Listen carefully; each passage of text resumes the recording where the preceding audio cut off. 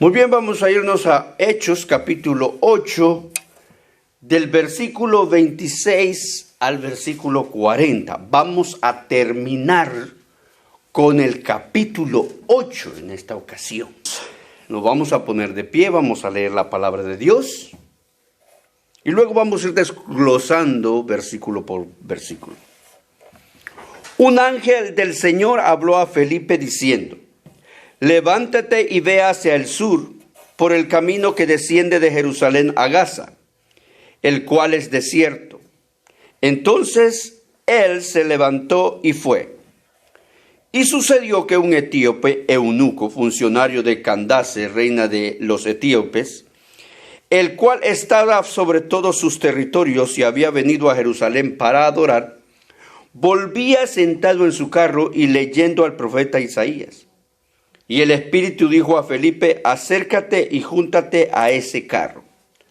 Acudiendo Felipe, le oyó que leía el profeta Isaías y dijo: ¿pero entiendes lo que lees? Él le dijo: ¿y cómo podré si alguno no me enseñare? Y rogó a Felipe que subiese y se sentase con él. El pasaje de la escritura que leía era este: como oveja a la muerte fue llevado, y como cordero mudo delante del que lo trasquila, así no abrió su boca. En su humillación no se le hizo justicia, mas su generación, ¿quién la contará? Porque fue quitada de la tierra su vida. Respondiendo el eunuco dijo a Felipe: te ruego que me digas de quién dice el profeta esto, de sí mismo o de algún otro. Entonces Felipe, abriendo su boca y comenzando desde esta escritura, le anunció el evangelio de Jesús. Y yendo por el camino llegaron a cierta agua y le dijo el eunuco: aquí hay agua, ¿qué impide que yo sea bautizado? Felipe dijo: si crees de todo corazón, bien puedes. Y respondiendo dijo: creo que Jesucristo es el Hijo de Dios. Y mandó parar el carro y descendieron ambos al agua, Felipe y el eunuco, y le bautizó. Cuando subieron del agua, el Espíritu del Señor arrebató a Felipe y el eunuco no le vio más y siguió gozoso su camino. Pero Felipe se encontró en Azoto y pasando anunciaba el evangelio en todas las ciudades hasta que llegó a Cesarea. Vamos a orar. Padre, bendice tu palabra. Te damos muchísimas gracias porque la tenemos, Señor, porque podemos leerla, porque podemos estudiarla, porque podemos compartirla, Señor. Suplicamos, Espíritu de Dios, que llenes nuestra mente, nuestro corazón, nuestro entendimiento de tu presencia, para que podamos entender estos dichos de tu boca. Guíanos, Señor de los cielos, guíanos en el buen camino de la sana doctrina, Señor. Ayúdanos, Padre Santo, a amarte un poco más cada día que pasa en nuestra vida. En el nombre de Jesús, te alabamos y te glorificamos, Padre. Amén y amén. Muy bien, tome asiento.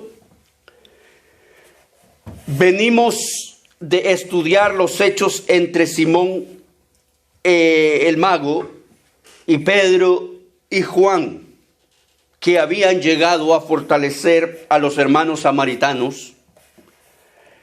Y en ese relato pasado, Felipe se había relegado a una escena secundaria. En el relato de hoy, sin embargo, al final de este capítulo 8, Felipe vuelve a tomar protagonismo y aquí lo vemos en una acción más. Vamos a comenzar viendo el mapa, muchas gracias, del recorrido o de la acción, de la situación geográfica que toma este relato. Habían dos caminos, ya hemos nosotros tenido la lectura, y para que nos vayamos ubicando en el espacio, habían dos caminos que desde Samaria conducen a Gaza, las ciudades que se mencionan ahí. Felipe estaba en Samaria, recuerdan, en el relato anterior. Ahora, donde había ocurrido esto que les conté de Simón, el mago, con Pedro y Juan. Estos dos caminos que ustedes están mirando, vean el mapa, conectan el norte de Israel con el sur de Israel. Ahora, ambos caminos pasaban por Samaria o tenían inclusión en Samaria. Un camino, si ustedes se fijan, está en rojo, está paralelo al mar Muerto, al mar Mediterráneo. Era un camino realmente de llanuras, de bosques, de vegetación y de agua. El otro camino interno en el territorio, ustedes lo pueden ver ahí también, era un poco más difícil y en pleno desierto. Y es en este segundo camino que se desarrolla esta lectura. Yo incluso les he dibujado ahí, ¿verdad? Con negro un recorrido, el recorrido de Felipe, o por en qué área se sitúa el recorrido de Felipe. Pero leamos el verso 23 para ubicarnos mejor. Vea el verso 26, pero para ubicarnos bien. Dice, un ángel del Señor habló a Felipe diciendo, levántate y ve hacia el sur, por el camino que desciende de Jerusalén a Gaza, el cual es desierto. Entonces estamos hablando del camino interno que les acabo que les estamos mostrando aquí. Aquí se menciona otro punto geográfico que sigue siendo importante en la actualidad. Nos vamos a ir para allá. La ciudad de Gaza, que después de más de 2000 años no ha cambiado de nombre, aunque es más bien conocida hoy en día como la Franja de Gaza. Ahí la pueden ver también. Lo que describe ese nombre realmente es una franja. Es una región que se extiende a las orillas del mar Mediterráneo. Esta porción de tierra fue habitada por los filisteos y sufrió de múltiples conquistas en el tiempo de los jueces de Israel, hasta que David tomó posesión del territorio de Gaza. Y en el tiempo de este relato que tenemos aquí hoy en la Biblia, es una provincia del Imperio Romano, Gaza. En la actualidad es un territorio que Israel ha cedido a los palestinos para que se concentren a vivir ahí. Realmente, hermanos, actualmente es una zona muy pequeña y sobre todo afectada por una sobrepoblación. La población es grande en desproporción al territorio que ocupa. Ya nosotros seguimos las noticias de la relación bélica que mantiene Israel con esta región. Esa Gaza de ese versículo y la Gaza de las noticias actuales es la misma, colindante con el desierto de Idumea. Hay que mencionar el desierto porque precisamente la Biblia le está diciendo que es el camino del desierto. Es un país habitado, hermanos, por los descendientes de Edom, situado al sur de Judea y del Mar Muerto, que también mantiene el mismo nombre en la actualidad, ya les dijimos, ¿verdad? Bueno, muy bien. Ya que estamos ubicados en el mapa, en el tiempo y en el espacio, veamos los detalles del acontecimiento y vamos a leer despacito el verso 26 otra vez. Un ángel del Señor habló a Felipe diciendo, levántate y te vas al sur, por ese camino interno que va hasta Gaza, que atraviesa el desierto. De 3 intervenciones sobrenaturales que se narran en este pasaje, esta es la primera intervención sobrenatural del Espíritu Santo interactuando con Felipe. Hay que ponerle atención a eso. La segunda intervención la vamos allá por el verso 29 y la tercera por el verso 40. Pero ahora nos vamos a fijar en la primera intervención sobrenatural del Espíritu Santo, porque dice que un ángel del Señor habló a Felipe y le dijo, ahí hay algo sobrenatural. Aquí es un ángel el que le habla a Felipe y le indica lo que debería hacer, aunque veamos que suena bastante en contraste con las costumbres incluso de Felipe.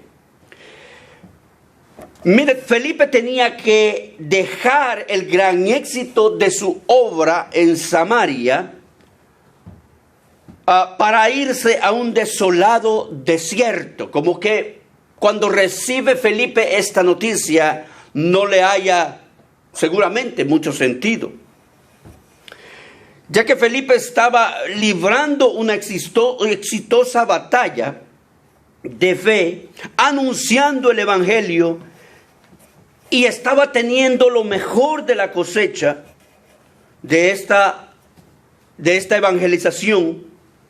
Y precisamente en ese momento de éxito, Dios le llama a irse del área, a realizar una tarea específica. Imagínense, dejar un ministerio bendecido y fructuoso parece necio a la perspectiva humana, pero es algo sabio cuando viene de Dios. E incluso Dios le pide que tome el camino más difícil, el camino del desierto, el que se usaba con menos frecuencia. El Espíritu de Dios no solo nos capacita para hacer la obra del Señor, sino que nos ubica en el tiempo y en el espacio correctos para hacer su voluntad. Eso es establecer el reino de los cielos entre los hombres, ser movidos a hacer plenamente la voluntad de Dios. Por eso, hermanos, es difícil o delicado a oponerse a un ministerio en algún sitio específico. A veces nos vamos a encontrar yendo en contra de la voluntad de Dios porque no sabemos los planes de Dios. Lo que debemos hacer es orar para que Dios nos mueva y nos ubique donde podemos ser efectivos para la obra del Señor. De hecho, cuando dice toda la tierra, no deja ningún rincón vacío. Así es de que donde nos ubique el Señor es porque el Señor tiene planes en ese lugar. Algo también importante es el accionar de los ángeles. En este caso, como ángeles mensajeros. Este era un ángel mensajero del Señor. La acción de los ángeles es activa en el tiempo apostólico y hoy en día también, demostrando que están siempre envueltos en lo que se refiere a la edificación del reino de los cielos aquí en la tierra. Dios está pendiente de nosotros y del ministerio aquí en la tierra. Y para eso no solo utiliza la voz en nuestro corazón, sino que también utiliza a sus ángeles mensajeros. Leamos el verso 27. Entonces él se levantó y fue, y sucedió que un etíope eunuco, funcionario de Candace, reina de los etíopes, el cual estaba sobre todos sus tesoros y había venido a Jerusalén para adorar. Aquí entra en escena un personaje. La razón de ser porque Felipe fue llevado a este lugar. El ángel le dice a Felipe que se traslade a unos 100 kilómetros, fíjese, desde Samaria, ubique Samaria en el mapa, hasta Gaza. Mire el primer punto que le marco ahí. Hay aproximadamente unos 100 kilómetros de distancia hacia el sur. Allá no le dijo ningún motivo a Felipe, solo dijo, te vas para allá. Pero Felipe, reconociendo que era la voz de Dios, caminó esos 100 kilómetros hasta ese sitio, tan solo para evangelizar a una sola persona. Mire lo importante que es una sola persona o cada persona en particular para Dios. Esa única persona era el eunuco. No hay, hermanos, para Dios y para el Evangelio de Cristo jurisdicciones. Si Dios quiere que atendamos a una persona, yo lo voy a relacionar aquí.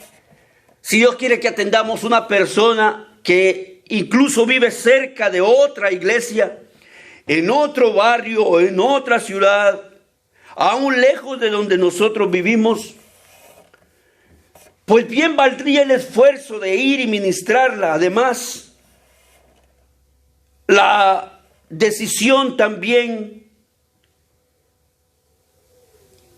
va a ser de la persona, y nosotros lo que tenemos que hacer es realizar y llevar a cabo nuestro llamamiento. Dios no movió a nadie más de Samaria, habían más convertidos, él estaba haciendo un ministerio fructuoso, pero movió a Felipe, al líder principal, al que más ocupado estaba. A él le dijo, vete que te tengo otra ocupación. Al que más comprometido estaba con la obra, le dijo, vete, te tengo otra misión. Ahora Dios está moviendo a Felipe, pero también está moviendo, como vimos en el verso 27, al eunuco, al etíope. Aunque el etíope en este momento no lo sabía, el etíope que estaba realizando, digámoslo así, una actividad normal, venía de adorar, dice, venía de adorar, y estaba yendo para su lugar. Felipe entonces prácticamente llevó el evangelio indirectamente al norte de África por explicar el mensaje a un solo hombre en el desierto, al etíope. O sea que el evangelio llegó a Etiopía a través del el evangelismo que realizó Felipe al etíope.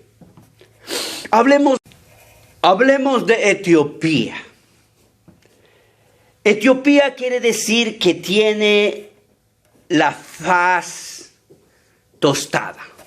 Esa es una de las traducciones. Y se designaba así al gran imperio que gobernaba por muchos siglos el África Oriental, al sur de Sudán. Antiguamente también se llamaba Cus. Esta porción que les estoy mencionando en África estaba habitada por tribus negroides, sobre todo los moradores de Nubia, a principios del siglo 8 a.C. En la historia contaremos que los nubios llegaron a conquistar Tebas e incluso llegaron a dominar a todo Egipto. Bueno, la Etiopía actual la situamos en lo que hoy se llama Sudán. Sin embargo, parece que la Etiopía del relato que tenemos aquí en la Biblia no son la misma. En Números capítulo 12, verso 1 se menciona que Moisés se había casado con una mujer cusita. ¿Ustedes recuerdan esa lectura? Bueno, podríamos decir que se había casado con una sudanesa en la actualidad. Una mujer, en otras palabras, de piel negra, una mujer de un pueblo gentil. Y recuerdan aquello de que los ancianos y medio mundo se fastidió, se enojó con Moisés por eso. Y el peligro era la contaminación de Moisés con la idolatría que la mujer acarreaba de su pueblo. Pero, hermano, gracias a Dios, recuerdan esa historia, sucedió lo contrario. Dios sabía que Moisés no se contaminaría con estos ídolos. Y incluso al contrario, ella fue quien se volvió al Dios de Israel. Entonces esta Etiopía que Lucas describe es más grande que la Etiopía actual. Era la tierra de donde vino la reina de Sabá. También es otra cosa que podemos relacionar con la escritura. quien vio la gloria de Salomón y tenía fe también en el Dios de Israel. Es posible que piezas de la fe judía fueron pasadas a través de los siglos a hombres como este funcionario etíope, eunuco. Bien, vamos a hablar de esta palabra o de este personaje. ¿Qué es un eunuco? El eunuco es una persona que había sido castrada. La castración podría ser parcial y total. En la castración parcial se extirpaban o inutilizaban, a veces con golpes, los testículos del hombre. Y la castración total era cuando se mutilaba radicalmente o se cortaba radicalmente tanto los testículos como el miembro viril del hombre. Se castraban, hermanos, a los esclavos, principalmente a los que trabajarían dentro del palacio o de la corte real. Recordemos que había un celo por preservar la integridad sexual de la realeza en un tiempo donde se permitía tener más de una esposa, ¿verdad? A esas son las que le llamaban concubinas, a quienes para atender y cuidar todo el harén eran los que para hacer guardaespaldas era incluso que eran usados estos hombres. Ellos lo que hacían con esto era evitar que pudieran procrear y evitar escándalos sexuales con las mujeres del palacio. ¿Entendimos? Este etíope eunuco era también un funcionario del reino de Etiopía. Habían diferentes esclavos o tipos de esclavos. Este esclavo, este funcionario, se había superado grandemente y había llegado a ser un funcionario de alto rango del séquito oficial de la reina de Etiopía, que en este versículo 27 se le da el título de Candace o Candace. Y parece ser que este eunuco era algo así como el ministro de Economía o de Finanzas del reino etíope. Candace, vamos a hablar de esa pequeña palabra. No es un nombre propio, sino es un nombre, un título común a varias reinas, como en su género lo era Faraón o lo era César. Los historiadores hablan de varias reinas Candace. Una de ellas conquistó todo Egipto, otra se opuso fuertemente a los romanos en tiempo de Augusto. Y la razón por la que se hace mención de la reina y no del rey es porque en Etiopía el rey era considerado una divinidad, por lo que no se metía en asuntos políticos o administrativos. Interesante. Al final del verso 27 dice que este etíope había venido para adorar en Jerusalén al Dios de Israel. Fíjese. Y había venido a Jerusalén para adorar, dice. En aquellos días muchas personas cansadas de la idolatría y de la inmoralidad de los pueblos a través del judaísmo encontraban la fe en un Dios único y sin igual. Así que se convertían al judaísmo y aún se circuncidaban siguiendo la costumbre judaica. A esto se les llamaba, como ya lo hemos estudiado anteriormente, prosélitos. Y si no, muchos simpatizantes solo asistían a la sinagoga y leían las escrituras. Parece que este etíope encaja en esta descripción. Sin embargo, este eunuco no podía ni ser ni prosélito según la ley judía. Porque en Deuteronomio capítulo 23 y verso 1 se prohíbe a un eunuco formar parte de la comunidad judía. Pero en Isaías 56, versículo del 3 al 5, esta prohibición se elimina. Ya sé que están confundidos. Veamos. Mira el verso 28. volvía sentado en su carro y leyendo al profeta Isaías. Precisamente él estaba leyendo a Isaías.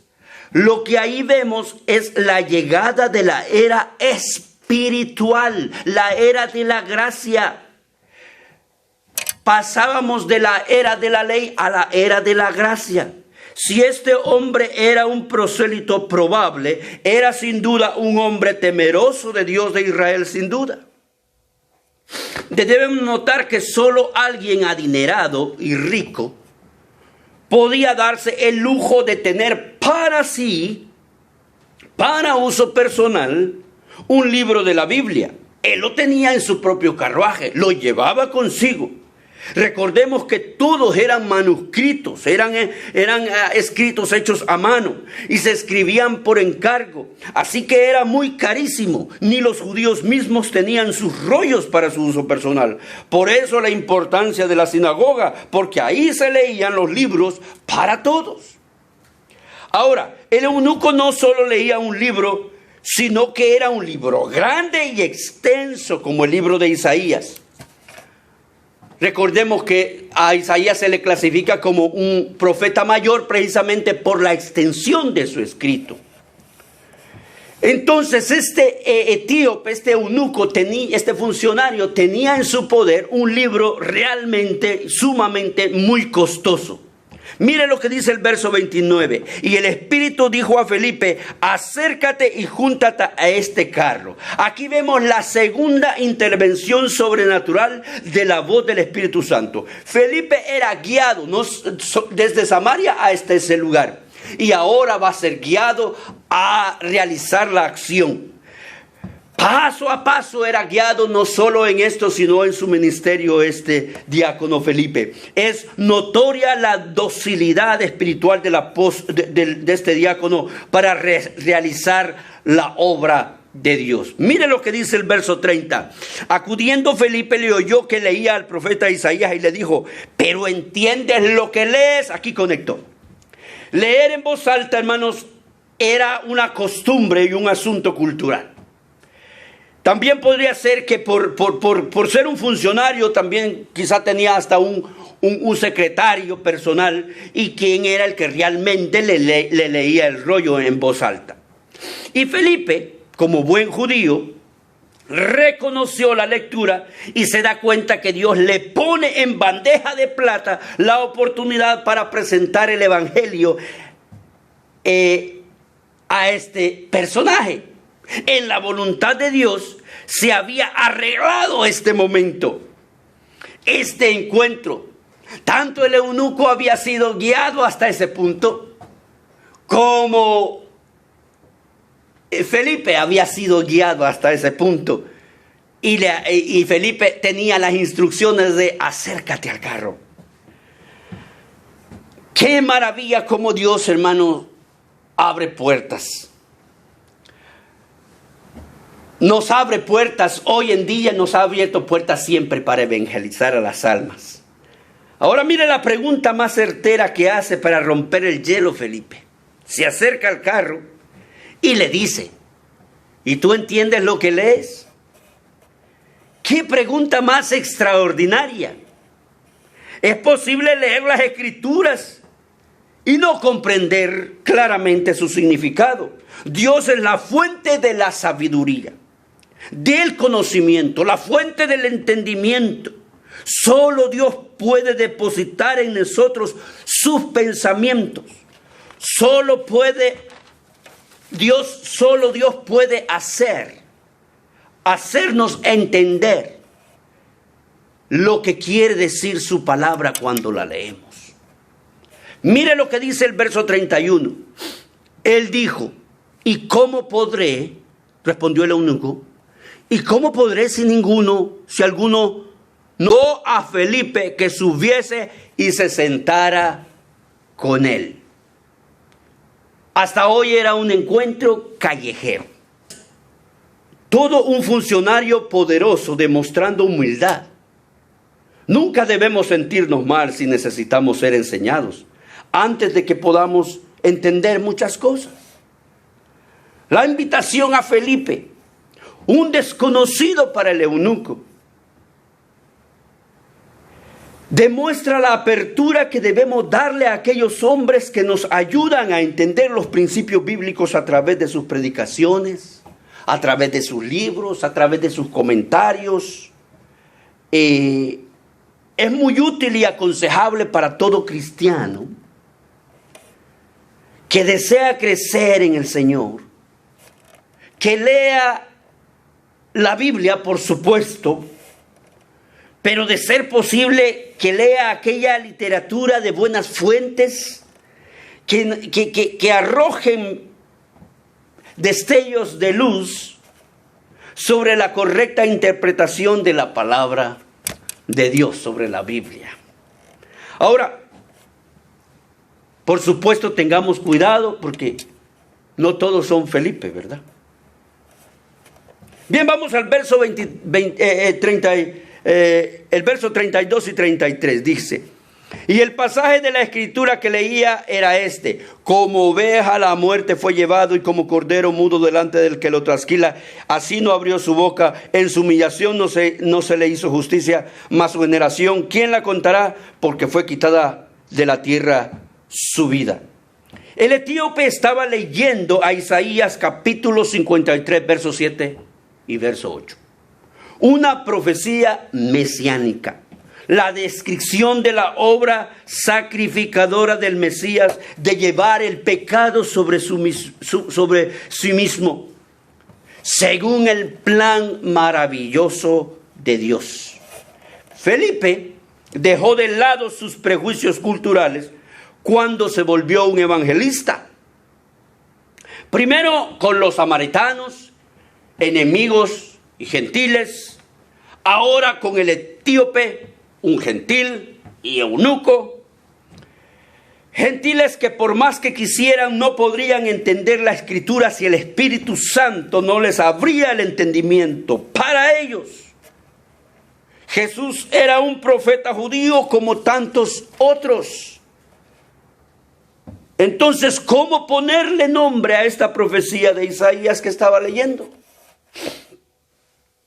¿Cómo unían lo que había oído sobre Jesús?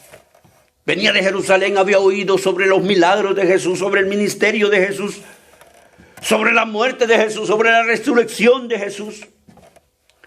Con una palabra santa, con la palabra santa que él estaba leyendo aquí mismo, ¿cómo unía esos acontecimientos reales con una lectura profética que estaba leyendo?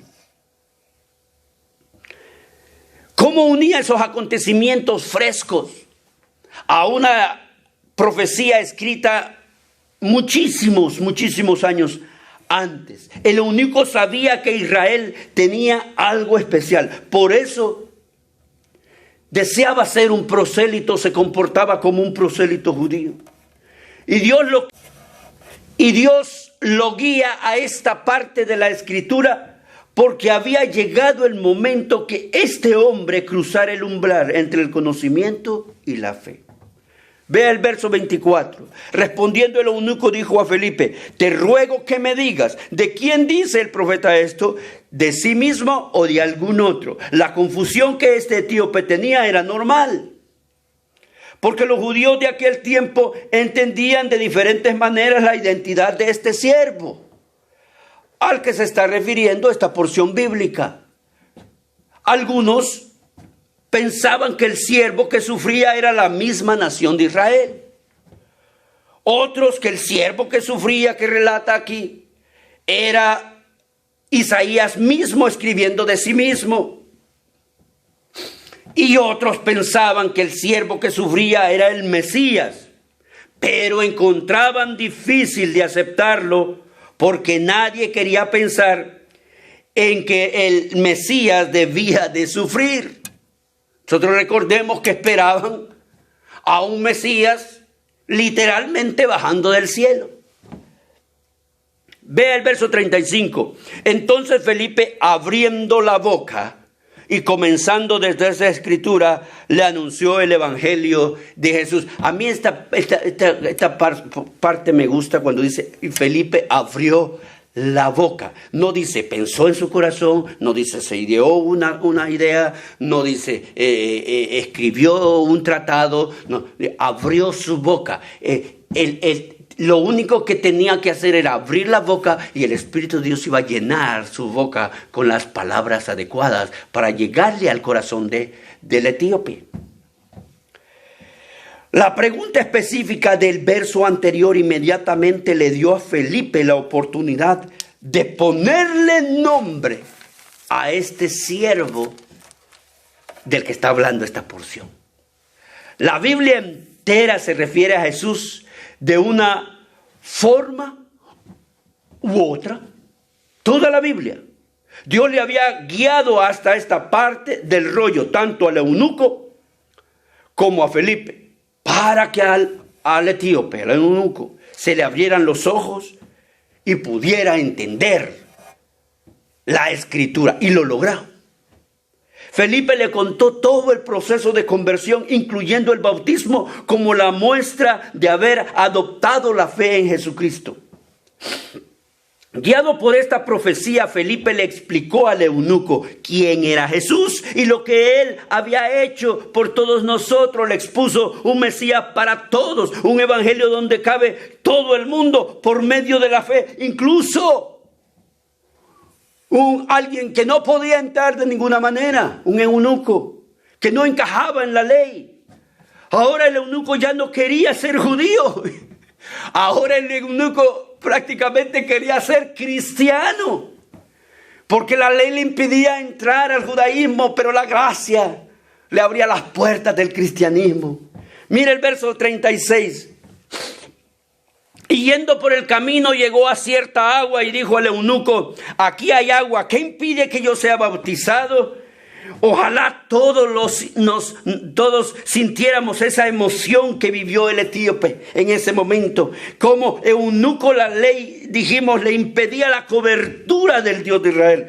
Pero con la explicación que había recibido de Felipe, descubre que la gracia salvadora de Jesús también lo incluía a él. Ahora tener fe tenía sentido y el eunuco no dudó en sellar su membresía en el reino de los cielos con el bautismo que Felipe le estaba recomendando en ese momento. Vea lo que dice el verso 37. Felipe dijo: si crees de todo corazón, bien puedes. Y respondiendo dijo: creo que Jesucristo es el Hijo de Dios. Felipe puso como única condición para el bautismo la fe. Y así es la fe sincera, una fe de todo corazón, una fe espontánea. Cuando el etíope dijo Jesucristo, confesó que Jesús era el Mesías, el Cristo. Estaba de acuerdo con su mente y su corazón que Jesús era el siervo, llevador de sus pecados, que Isaías describía y que Jesús cumplió. Ahora lo que él leyó estaba siendo explicado y estaba siendo comprendido. En ese momento recibió a Cristo como su Salvador personal. Ahí vemos que hizo una audible profesión de fe. Verso 38. Y mandó parar el carro y descendieron ambos al agua, Felipe y el eunuco, y le bautizó. Claramente dice que descendieron, y en el siguiente versículo que leeremos dirá que subieron del agua. Recordemos que bautizar significa sumergir. Si el bautismo fuera de otro modo, como rociar, entonces no hacía falta que Felipe entrara en el agua también con el hermano etíope. Sabemos que la figura del bautismo en agua simboliza sepultura al pecado, es decir, el entierro del viejo ser pecaminoso y la resurrección a una nueva vida, consagrada a Dios en unión con Cristo, como lo explica, por supuesto, Romanos capítulo 6. Lo explica bien desde el versículo 1 al 11, me parece, el asunto del bautismo. Entonces,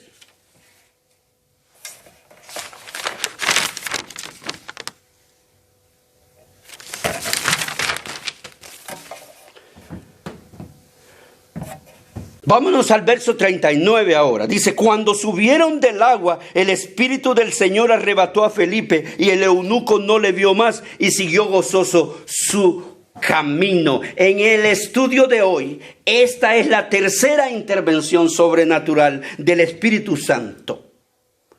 El arrebatamiento de Felipe y su traslado hacia un punto diferente instantáneamente. Es decir, que Felipe fue transportado milagrosamente por el Espíritu del Señor hacia la ciudad de Azoto, como leeremos. Pero miren cómo el etíope estaba lleno de gozo, estaba sumamente contento. Así, de tal forma que el milagro de que Felipe desapareciera, a él no lo sorprendió. Lo que más creemos nosotros es que se llenó más de gozo al darse cuenta que ese Dios en el que había creído era real y sobrenatural. Además, notemos la convicción del etíope. Estaba en Dios y no en Felipe. La fe del etíope estaba en Dios y no en Felipe, porque cuando Felipe se fue, el gozo se mantuvo en el corazón del etíope. Se me fue Felipe, ¿qué me va a seguir explicando? No, ahora había un gozo permanente en el etíope que podía seguir leyendo las porciones bíblicas judías y él lo iba a entender porque hablaban de ese Cristo que había ahora recibido en su corazón.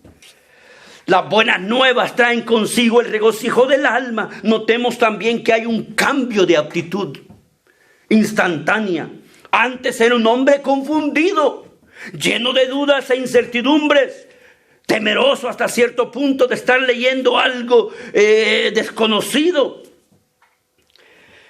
Pero ahora era un hombre convencido, lleno de fe y gozo. Por ahora, esas promesas de Isaías eran también las promesas de él. Ya no eran promesas solo para un pueblo específico de Israel. Ya era una promesa para todo aquel donde residía, que se volvía templo y morada del Espíritu de Dios. Vamos al verso 40. Pero Felipe se encontró donde dice, en Azoto, y pasando anunciaba el evangelio en todas las ciudades hasta que llegó a Cesarea. Azoto es una ciudad anteriormente filistea, también conocida como Asdod. En la actualidad Asdod es un nombre hebreo y Azoto es prácticamente su nombre en griego. Es mencionada unas 13 veces en la Biblia. Era una de las 5 ciudades principales de los filisteos y probablemente su centro religioso, donde se adoraba al dios Dagón. A eso nos trae a memoria aquella historia donde Dios humilló al dios Dagón. ¿Recuerda usted eso? En 2 ocasiones que le cortó las manos y lo postró delante del arca del pacto. Era una ciudad, Azoto era una ciudad portuaria en el camino a lo largo del mar Mediterráneo que conduce a Cesarea, donde vivía Felipe. Ahí vivía él. En su caminar, en el transcurso, en el trayecto, la Biblia dice que él siguió evangelizando. Esta era la obra que realizaban todos los hijos de Dios, todos los discípulos. Donde iban pasando, iban evangelizando. Es que no tenían misiones específicas. Es que donde iban pasando aprovechaban y expandían el evangelio. El eunuco, como dijimos al principio, también llevaría. Creemos que él fue quien fue el portador de llevar el evangelio hasta Etiopía. Felipe lo estaba proclamando por la costa hasta Cesarea y el eunuco lo estaba llevando hasta África. Es decir, ciudades netamente gentiles, demostrando que el evangelio llegaría hasta lo último de la tierra, como lo dice el mandamiento en Hechos capítulo 1 y verso 8. Del sitio del encuentro de Felipe con el etíope a Azoto había unos 60 kilómetros ahí en lo que vemos ahí en el mapa. Y de Azoto a Cesarea habían unos otros 80 kilómetros más o menos. Y todo ese recorrido lo hizo Felipe predicando. No sabemos realmente cuánto tiempo duró, pero sabemos que la Biblia lo vuelve a mencionar unos 20 años después a este personaje, a Felipe, allá por el capítulo 21, ya vamos a llegar más allá. Cabe añadir que a este Felipe es que se le llama el evangelista en la historia, para distinguirlo de Felipe el apóstol. Recordemos que este Felipe es el diácono. En conclusión, de acuerdo al pasaje, detectamos 4 características de lo etíope. Era eunuco, era un alto funcionario del reino de Etiopía, era creyente del Dios de Israel, era un hombre culto. En Felipe también encontramos 4 características de un buen evangelista que sería bueno que aprendiéramos. Saber observar y escuchar. 2. Saber cómo comenzar un diálogo de forma natural. 3. Hablar oportunamente. Y 4.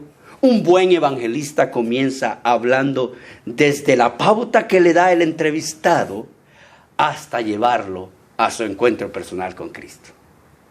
Ahora también vimos cómo el Espíritu Santo se comunica con nosotros. Es una impresión muy fuerte en nuestro interior.